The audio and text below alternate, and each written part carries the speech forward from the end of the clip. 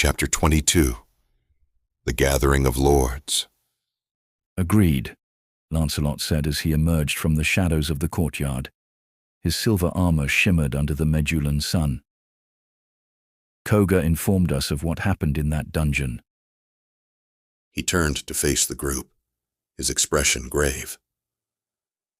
The rest of you should also have your own armies now. Wait, what do you mean? Caleb asked, blinking, visibly confused.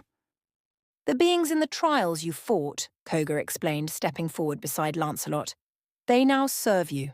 As their kings, they will inhabit your domains, your worlds, your armies. They should be arriving shortly, Cerberus chimed in, his massive flame-rimmed eyes glowing with anticipation. So, Caleb muttered, slowly piecing it together. I now have an army of frost giants and drake knights? Yes, Lancelot nodded with a smirk.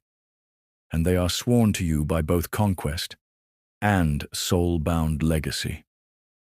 And you, Leonidas added, turning to Will, have the high elves and angels. Their loyalty is yours. I'm guessing that means I've got the Beastmen, Terence said, cracking his knuckles with a grin. That is correct, Cerberus affirmed. The wild fury of nature answers your call now. And those treefolk knights and human-sized fairies are mine? Yunhai asked, scratching her head. No offense, but that feels a bit sparkly. Indeed, Koga replied. They may be whimsical, but do not underestimate them. Their magic is ancient and devastating. All of these beings, Lancelot added, were carefully chosen by the absolute being, tied to your souls. They are meant to stand with you in the coming invasion. Invasion? Will said sharply, his brow furrowing. What invasion? Ragnar the Fell, Izashi answered, his tone suddenly darkening. Everyone turned to him. He's the Grand Marshal of Antares' forces. I fought him in the dungeon. And, well, he looked away, a slight grin tugging at the corner of his mouth. I died again. You died again? Caleb shouted, throwing up his hands. Dude, that's not something you just casually drop. Izashi laughed. Yeah, I know.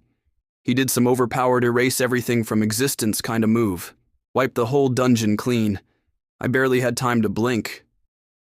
But Keto, Koga added, placing a hand on Izashi's shoulder. He rewound time, he brought Izashi and the rest of us back. And now, here we are. With armies. Yunhai crossed her arms, with enemies closing in. Exactly, Lancelot nodded. And only one thing remains. Everyone turned toward the great steps of the great hall, looming before them, like the gates of fate. Time to meet the final chosen. Audra, Rudra, the Earth Sentinel and the Time Mage. Two final pieces of the puzzle. Those two govern this realm, Koga said, her tone reverent as they stood before the towering obsidian doors of the Great Hall.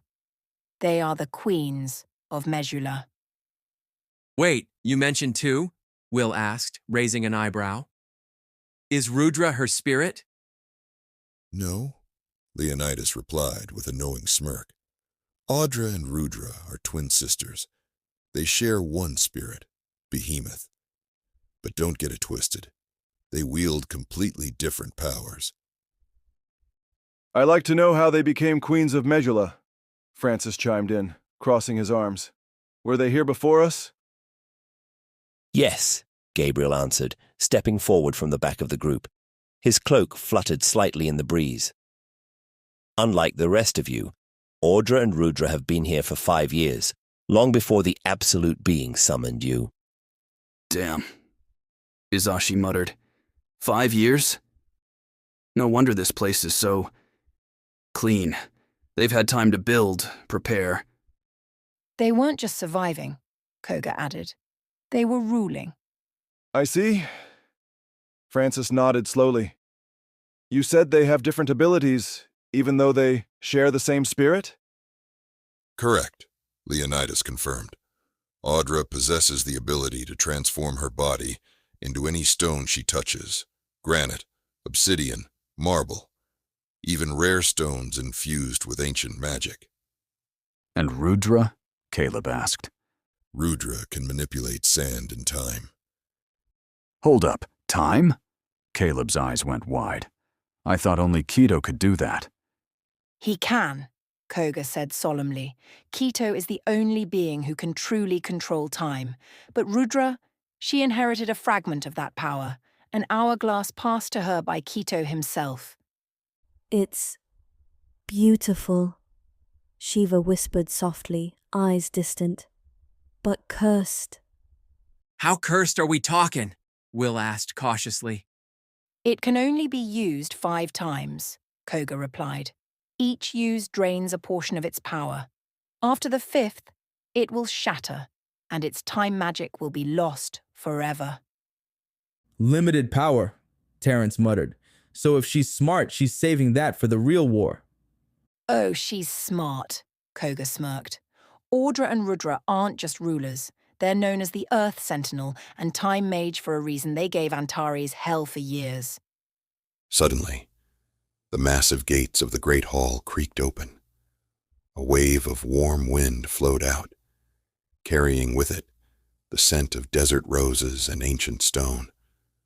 A regal voice echoed from within. You've come far, chosen of the Absolute. But this war is just beginning. Out of the golden light stepped 2 women, identical in face, but wholly opposite in aura.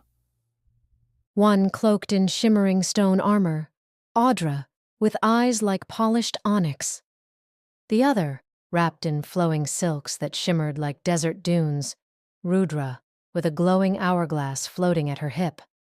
Behind them, a massive beast emerged, towering and primal. Its eyes glowed with a deep crimson, its body wrapped in roots and runes. Behemoth long time no see Koga shouted. Welcome to Majula, Audra said with a confident smile. You've kept us waiting, Rudra added, her voice soft but dangerous.